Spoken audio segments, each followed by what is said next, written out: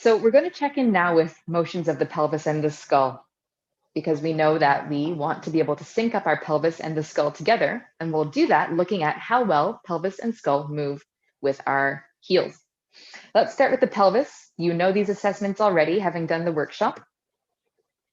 So we'll start with our anterior tilt of the pelvis, front of the pelvis bones, forwards and down. How does this feel today? What's the range like? And I want you to tune into the movement of your heels here. So as you tilt your pelvis forwards and down, remember your heels should get a little bit of that same direction of anterior tilt. So can you feel a little bit of pressure tipping more onto 12 o'clock on your heels? It's not going to be big, but there should be a little sense of that, just a little bit. And then as you tip into your posterior tilt, so these two front of your pelvis bones going up and back, tucking under, do you feel the pressure in your heels going slightly back towards 6 o'clock? And that would be also a posterior tilt of the calcaneus. So are your pelvis movements and your heel movements, which you can feel by virtue of the foot pressure changing, are they synced up with each other? Now in the frontal plane, we have this hiking and dropping. So let's do that here. If you do your left knee bend, you should feel that affect the right side of your pelvis, hiking it up. Do that on your other side just to check in with the general feel and range of motion. Bend your right knee. Feel how that has the effect of hiking up your left side of your pelvis. And knowing now that we want your pelvis and your heel to be doing the same thing, as we hike the right side of the pelvis, what do you feel happening in your right heel bone? If you remember from day 3, I think it was, of our workshop, when the right side of the pelvis hikes, we want that foot, the pressure to be going on the inside. And so if the pressure is going on the inside of your heel, how would you describe that heel shape in terms of a hike or a drop?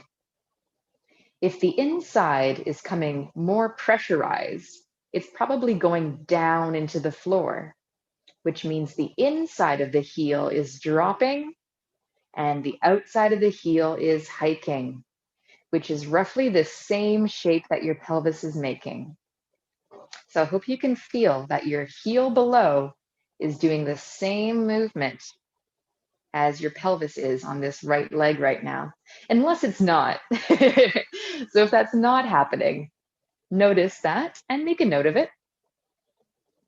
Try your other side, bend your right knee and feel how your left pelvis hikes. And does that have the same effect of tipping your heel into that same shape? For me, it doesn't happen as easily on this side. There's not really much motion in my heel. I just feel my pelvis moving, but my heel roughly stays in the same spot, right in the middle of it, instead of feeling that inwards pressure. So there's not really that same tipping of my heel bone, where the inside goes down into the floor and feels more pressure. So do you have that teeter-tottery motion, pelvis and heel matching?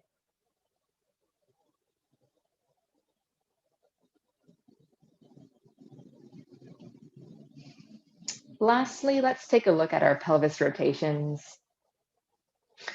So we can rotate our pelvis to the right.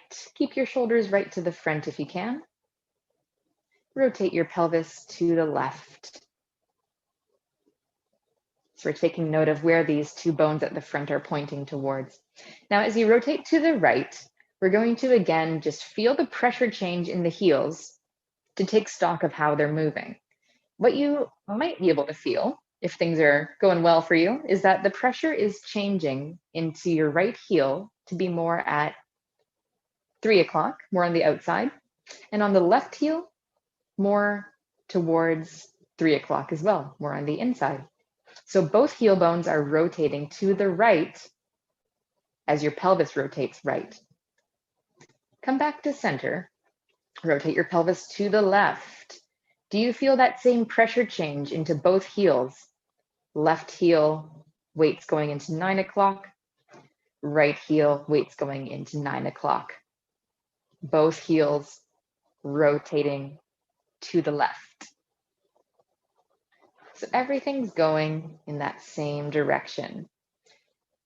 Is it the same on one side to the other, or is it a little bit off on one foot?